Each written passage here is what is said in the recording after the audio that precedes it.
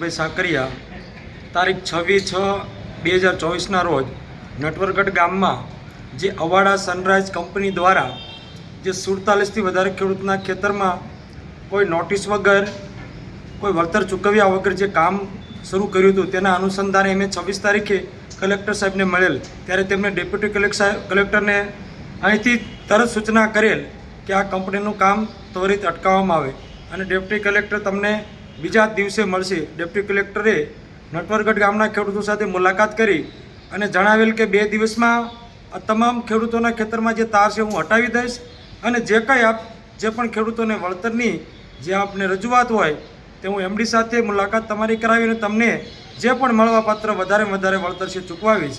અને અમને 2 દિવસમાં એમડી સાથે મુલાકાતની વાત કરી હતી, પણ આજ દિન સુધી આટલા દિવસો વહી ગયા હોવા સુધી અમારા ખેડૂતનો એક પણ પ્રશ્ન ત્યારબાદ કોઈ વળતર ચૂકવવામાં આવ્યું નથી અને ખેડૂતના ખેતરમાંથી તાર પણ હટાવવામાં આવ્યા નથી. એટલા અનુસંધાને આજે અમે ફરી કલેક્ટર સાહેબને રજૂઆત કરવા આવ્યા છીએ કે અમારી માંગણી એક પણ સંતોષકારક અમને જવાબ મળ્યો નથી કે અમારી એક માંગણી સંતોષવામાં આવેલ નથી. શું પગલાં લેશે આગામી? આજે અમે સાહેબને મળીને અમે રજૂઆત કરવા માગશું. જો અમારી આજે રજૂઆતને ધ્યાને લેવામાં નહીં આવે તો અમે રાજ્યપાલશ્રીને તમામ ખેડૂતો સાથે મળી અને જો અહીંયા પણ અમે રજૂઆત કરશું કે અમારો પ્રશ્ન નહીં ઉકેલવામાં આવે તો સત્વરે તમામ 47 ખેડૂતો અમે ઈચ્છા મૃત્યુની માંગ જાહેર કરશું એવું એમ સૌ ખેડૂતોએ. મેનિયા વિનુભાઈ, ગામ નટવરગઢ, તાલુકો લીંબડી. નટવરગઢ ગામે 2020-21માં સનરાઈઝર અવાડા દ્વારા સોલરની લાઈન નાખવાનું કામ ચાલુ કરેલું. જે તે વખતે કંપનીએ પોલ ઊભા કર્યા, તાર ખેંચ્યા, ત્યારે એવું જ ખેડૂતને જણાયેલ કે અત્યારે અમે 4 તાર ખેંચવી છીએ, જ્યારે બીજા 3 તાર અમે ખેંચવા આવશું ત્યારે ખેડૂતોને પૂરેપૂરું વળતર ચૂકવવામાં આવશે.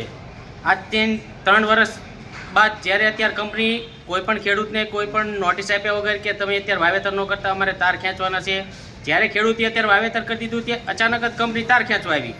1 પણ રૂપિયાનો કોઈ ખેડૂતને વળતર દેવામાં નથી આવતું અને અમુક ખેડૂતના ખેતરમાં તો 1 મહિનેથી તાર પડ્યા છે, એમને તો જે જઈને કાંઈ વાવણી જ ન કરવાની હોય એવી રીતે કંપની વર્તન કરે છે. 1 મહિનેથી તાર ખેડૂતના ખેતરમાં પડ્યા છે તો ખેડૂત હવે જાય છે ક્યાં? શું માંગણી? હવે એવી માંગણી છે કે કાં તો કે આનો તાર પાછા ખેંચાવો કે આ કંપની જોડે ખેડૂતને બેની ચર્ચા કરીને એકાબીજીને મિટિંગ કરીને એકાબીજીનું પૂરેપૂરું વળતર ચૂકવાય, જેથી કરી ખેડૂતને ન્યાય થાય અને કંપનીને ન્યાય થાય.